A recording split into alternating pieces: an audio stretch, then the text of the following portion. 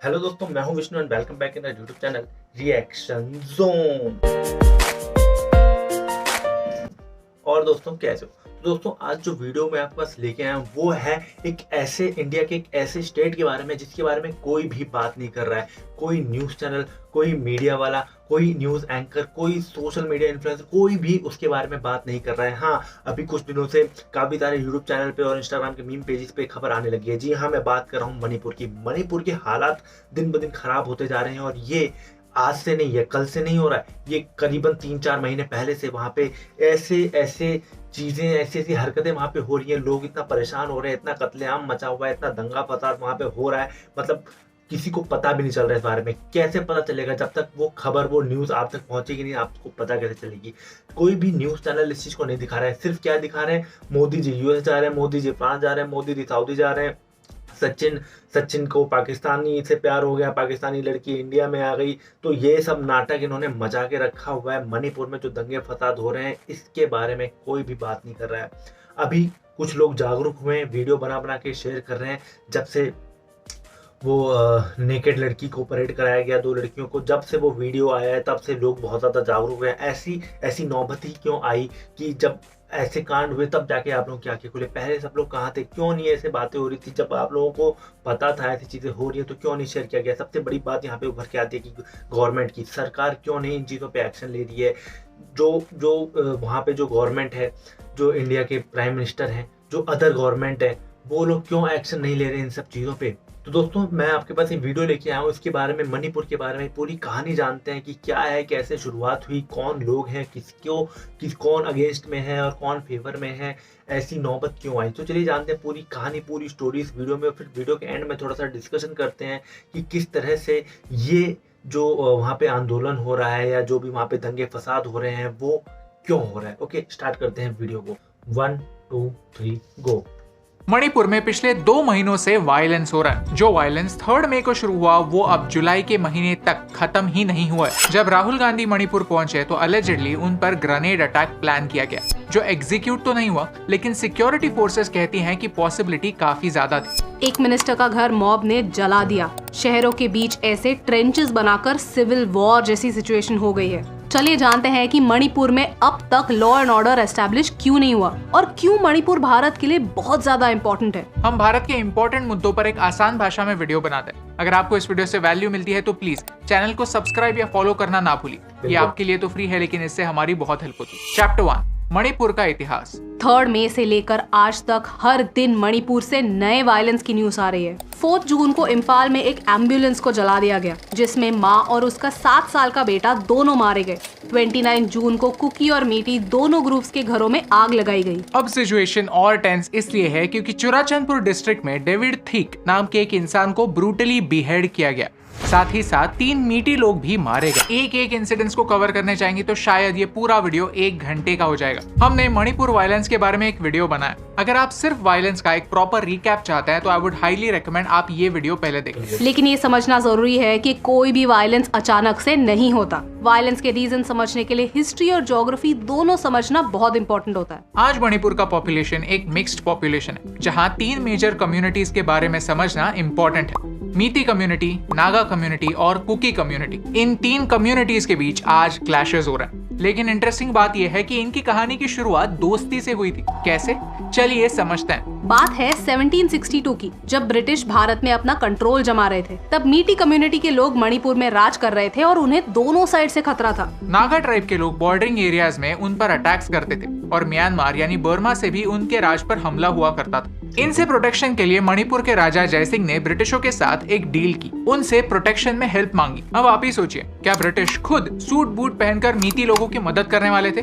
बिल्कुल नहीं। उन्होंने एक नई आइडिया अपनाई। उन्होंने एक नई ट्राइब को यहाँ इंट्रोड्यूस किया और उन्हें म्यांमार और मणिपुर के बॉर्डर्स में बसाया। ये थी कुकी ट्राइब। सोचिए कितनी स्ट्रेंज बात है कि आज जिन कम्युनिटीज के बीच क्लैशेस हो रहे थे वो एक जमाने में एक दूसरे की मदद करने के लिए एस्टैब्लिश हुए थे। 1826 में फर्स्ट बर्मा वॉर खत्म हुआ और ब्रिटिश जीत गए और उनके हाथ मणिपुर आ गया। ब्रिटिशों ने यहाँ एक प्रोटेक्टरेट सिस्टम एस्टैब्लिश की, यानी मणिपुर में राजा तो हुआ करता लेकिन सारे डिसीजंस ब्रिटिश लेते। 1891 में ब्रिटिशों ने एक 5 साल के बच्चे को राजा बना दिया और उसके थ्रू मणिपुर को रूल करने लगे। लेकिन मणिपुर एक रिमोट एरिया है और कितनी भी कोशिश करे पूरे मणिपुर पर कंट्रोल करना ब्रिटिशों के लिए भी पॉसिबल नहीं था। तो उन्होंने मणिपुर को बांट दिया। कुकी और नागा ट्राइब्स को मणिपुर के सेंटर से दूर फॉरेस्ट में पुश कर दिया और मीटी लोगों को सेंटर में रहने दिया। पहले वर्ल्ड वॉर के समय ब्रिटिशों को इंडियन सोल्जर्स की जरूरत थी और तब ब्रिटिश उन्हीं राजा महाराजाओं के पास जाने लगे जिन्हें उन्होंने गद्दी पर बिठाया था। यहाँ नागा ट्राइब ने ब्रिटिश आर्मी को ज्वाइन किया लेकिन कुकी ट्राइब ने नहीं। एज अ रिजल्ट ब्रिटिश ने इंडियन आर्मी को मणिपुर भेजा और उन्हें कुकी ट्राइब से लड़वाया। इससे कुकी ट्राइब फॉरेस्ट और हिली एरियाज में और अंदर चली गई। ये डिटेल्स इंपॉर्टेंट है क्योंकि आज मीटी ट्राइब के लोग सेंटर में है, अर्बन एरियाज में रहते हैं और इन टोटल मणिपुर के पॉपुलेशन का 53% बनाता है, लेकिन रहते सिर्फ 10% लैंड में ही है। On the other hand Kuki tribe के लोग 28% है और वो बाकी बचे 90% फॉरेस्ट लैंड में बिखरे हुए हैं। 1947 में जब भारत आजाद हुआ तो मणिपुर का फ्यूचर क्या होगा इस पर डिबेट शुरू हुई और वो आज के न्यूज रूम जैसी डिबेट नहीं थी, एक वायलेंट डिबेट थी। नागा ट्राइब के लोगों को अपना अलग देश चाहिए था, कुकी ट्राइब के लोगों को अलग देश नहीं लेकिन एक अलग स्टेट चाहिए था और मीटी लोगों को अपनी identity,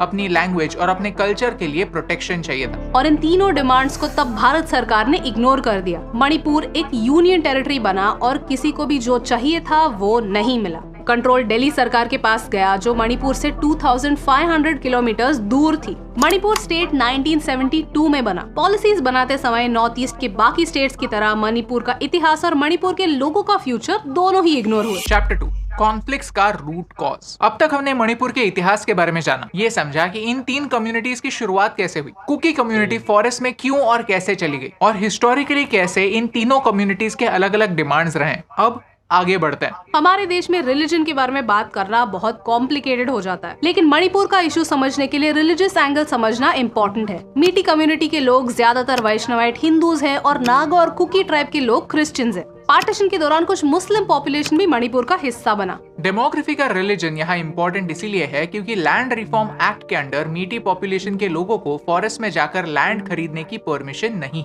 on the other hand forest में रहने वाले नागा और कुकी ट्राइब के लोगों को वैली एरिया यानी इस 10% एरिया में आकर लैंड खरीदना पॉसिबल है। गवर्नमेंट जॉब्स और एजुकेशन में मीटी ट्राइब के लोगों को रिजर्वेशन नहीं मिलता, whereas Kuki and Naga tribe के लोगों को मिलता है। इसका सीधा कनेक्शन ट्राइब्स के शेड्यूल्ड ट्राइब में इंक्लूड होने की वजह से। मीटी लोग कहते हैं कि सिर्फ हम हिंदू हैं और हमारे एंसेस्टर्स यहाँ पर रूल किया करते थे, इस वजह से हम पर ये इनजस्टिस क्यों। इन रिस्ट्रिक्शंस की वजह से हमारा कल्चर, हमारी भाषा धीरे धीरे नष्ट हो रहे हैं। फॉरेस्ट एरिया से ड्रग्स और इलीगल इमिग्रेशन का प्रॉब्लम सिटीज में आ रहा है। चैप्टर 1 में हमने जाना कि कैसे ब्रिटिशों के मिसमैनेजमेंट की वजह से मणिपुर का पॉपुलेशन जियोग्राफी में डिवाइड हुआ। अब देखते हैं कि कैसे उन्होंने कल्चरली भी मणिपुर को तोड़ने की कोशिश की। 1894 से क्रिश्चियन मिशनरीज मणिपुर के ट्राइबल एरियाज में आते गए और उन्होंने अपना रिलीजन फैलाया। 1901 के सेंसस में मणिपुर में 8% क्रिश्चियन हुआ करते थे और ये नंबर बढ़कर 1991 में 34% तक पहुंच गया। माना जाता है कि ये पॉपुलेशन 2021 तक 45% हो गया है। हमारा कॉन्स्टिट्यूशन आज भी लोगों को अपना रिलीजन फैलाने का फ्रीडम देता है, लेकिन प्रॉब्लम यह है कि रिलीजन की वजह से इन तीनों ट्राइब्स में एक गैप बढ़ता जा रहा है। आज भी क्लैशेस में चर्चेस, रिलीजियस इंस्टीट्यूशंस जलते हैं और इनसे सेंटिमेंट्स हर्ट होते हैं।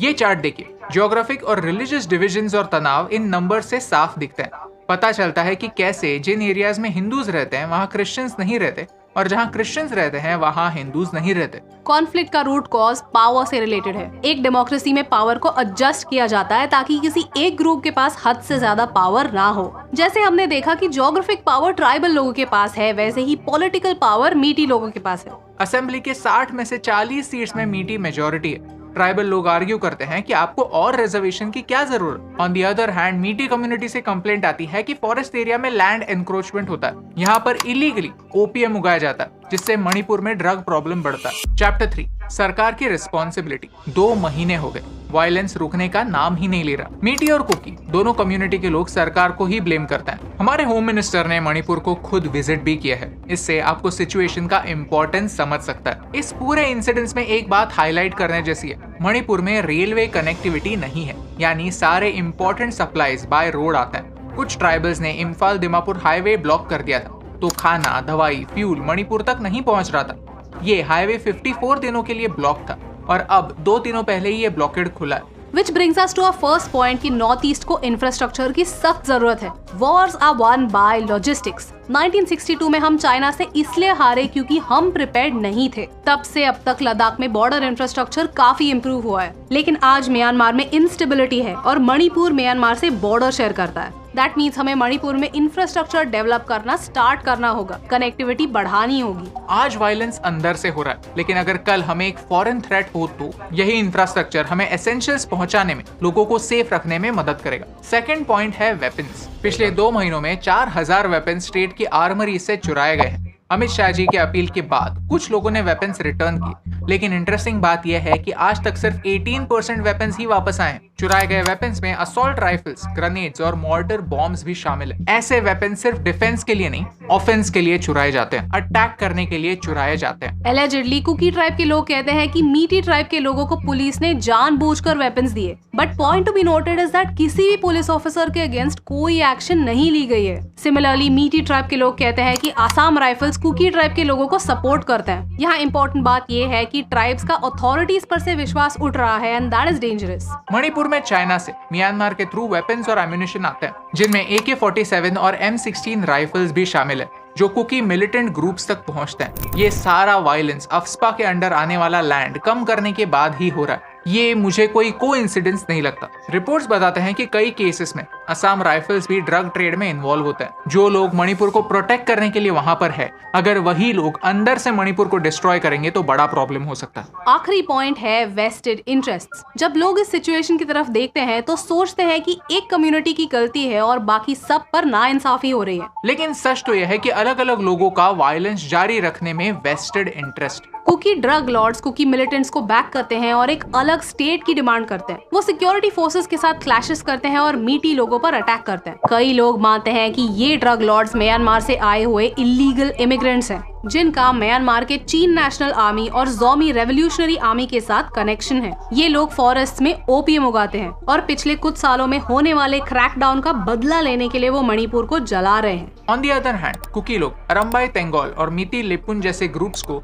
वायलेंस उकसाने के लिए ब्लेम करते हैं। इन सारे बैक एंड फोर्थ अटैक से होगा ये कि सारे कम्युनिटीज के लोग इस कंक्लूजन पर आ जाएंगे कि एक दूसरे के साथ रहना पॉसिबल नहीं है। नॉर्थ ईस्ट एक सुंदर जगह है, यहाँ की डाइवर्सिटी ही यहाँ की ब्यूटी है। सरकार की रिस्पॉन्सिबिलिटी यही है कि डाइवर्स ग्रुप्स को सेफ रखे और इनमें जो मिसअंडरस्टैंडिंग है वो डायलॉग से सुलझाए। Chapter 4 conclusion. मणिपुर का हाल देखते हैं तो सच में दिल टूटता। 60,000 लोग डिस्प्लेस हो चुके हैं, 100 से ज्यादा लोगों की जान गई है। हॉस्टल्स को, स्कूल्स को रेफ्यूजी कैंप्स में कन्वर्ट किया जा रहा है। MLAs के घर भी जल रहे हैं। ये विजुअल्स अफगानिस्तान या यूक्रेन के वॉर के नहीं, हमारे भारत के हैं। देखकर बुरा लगता है। तो एक आम इंसान का क्या हाल होगा? यहाँ हम सबको खुद से कुछ सवाल पूछना जरूरी है। जब हम कहते हैं यूनिटी इन डाइवर्सिटी, हम किस यूनिटी की बात करते हैं? क्यों इतनी कोशिशों के बाद भी 2 महीनों तक हम मणिपुर में शांति नहीं ला सके? क्यों नॉर्थ ईस्ट में इंफ्रास्ट्रक्चर आजादी के 75 सालों तक हम डेवलप नहीं कर पाए?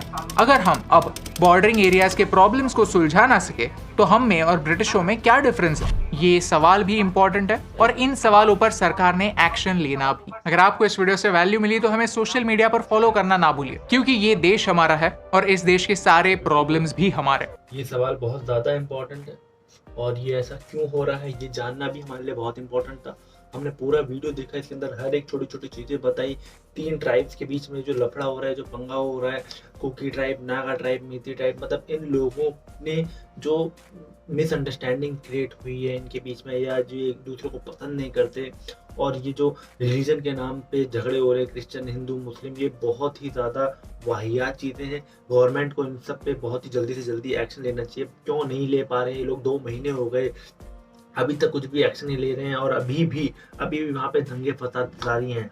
इस वीडियो के जरिए हमें एक छोटी छोटी इन्फॉर्मेशन पता चली किस तरह से मणिपुर में किस तरह से जो वहाँ पे प्रॉब्लम्स हैं, जो वहाँ पे जो चीज़ें हो रही हैं, वो इश्यूज ये क्यों हो रही हैं, किस वजह से हो रही हैं। ड्रग्स, म्यांमार, काफ़ी सारी चीज़ें इसके अंदर इन्वॉल्व हैं। यहाँ तक कि लोग बोल रहे हैं कि असम राइफल्स और कुछ वहाँ के लोग भी इसके अंदर इन्वॉल्वमेंट है, जो कि अंदर से मणिपुर को खोखला कर रहे हैं। अभी तो वहाँ पे जो पॉलिटिशियंस हैं उनके घरों को भी आग लगाई जा रही है और इतना ज़्यादा बुरा हाल हो गया है, कुछ भी समझ नहीं आ रहा है।